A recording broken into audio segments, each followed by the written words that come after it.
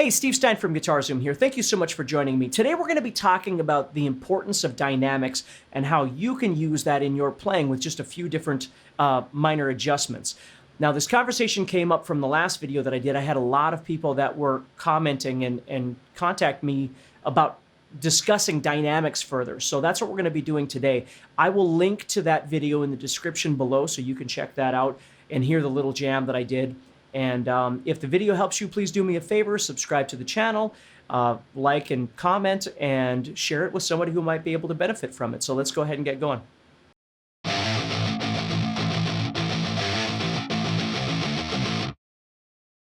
All right, now there's a lot of different ways to approach guitar tone.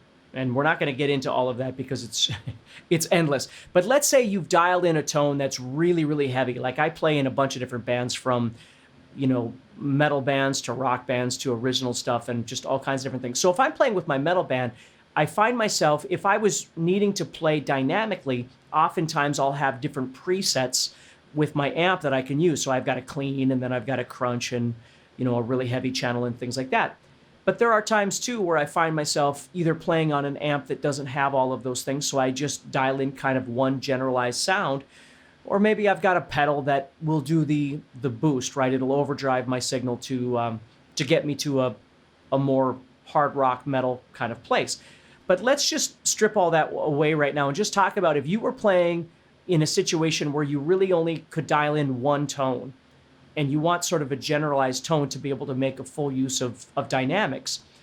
So what I try and do is let's say, for instance, the first thing I do is just find my maximum amount of distortion that I can work with. So I have my pickup selector all the way down in the bridge position. I've got my volume all the way up, and this is how much distortion I've got right now.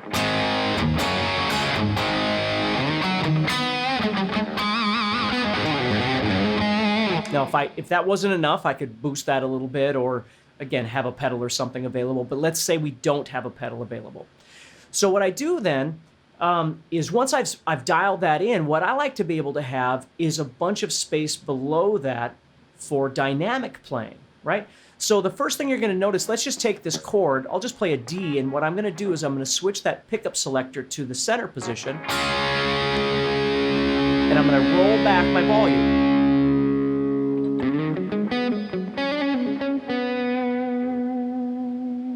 And now all of a sudden, I don't have clean by any means, but I've got...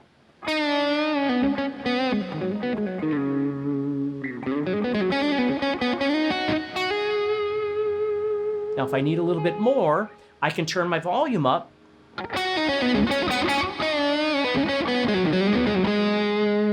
back it off a little bit. Which is why a lot of times when you see, you know, people like me playing, you'll see me switching my pickup selector quite a bit or changing my volume quite a bit because I'm trying to adjust to the situation I'm finding myself in. If I'm jamming over a jam track like I just used, I really want to try and stay as dynamic as possible. So if I play with my volume all the way up and my pickup selector all the way down the entire time, that might work. But then the only dynamic that I have is in my fingers, right? Which is important. You know, when you pick... Again, I'll turn those all the way up. So if I play...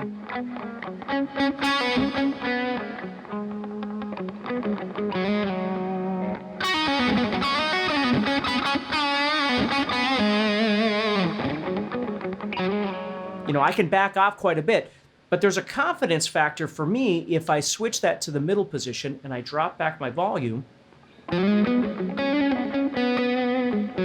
Now I can get a little more aggressive with my picking, and I'm still not, you know, hitting the top of what my guitar is capable of doing at this, in this setting.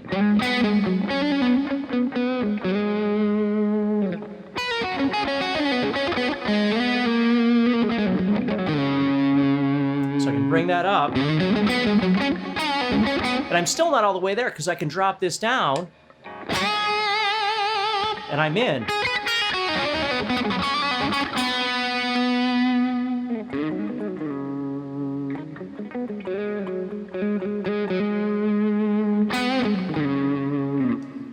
So one thing I encourage you to do is really think about that.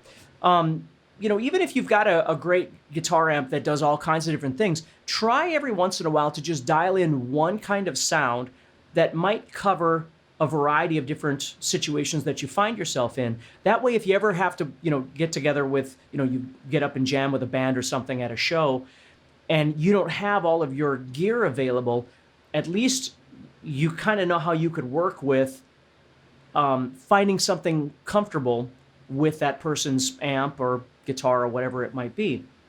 The hardest thing for me sometimes is you get up on stage with a band and the amp just doesn't have near enough distortion for what you'd like to do. And then, of course, what often happens with me is I have to just reconsider the way I'm going to approach playing this particular song. If it doesn't have enough distortion to put me in that comfort, and again, it doesn't have to be way too much distortion, but you know what I mean. I mean, you want to find a comfortable place to be with your gear.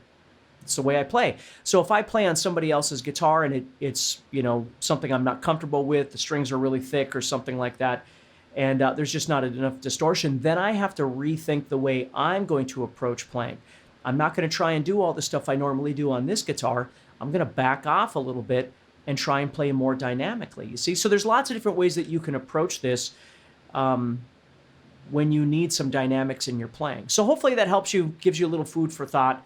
Let me know in the comments if you find any benefit from that. And again, do me a favor and subscribe to the channel. You can always check out my guitar courses and things at guitarzoom.com. So take care, stay positive, and I'll talk to you soon.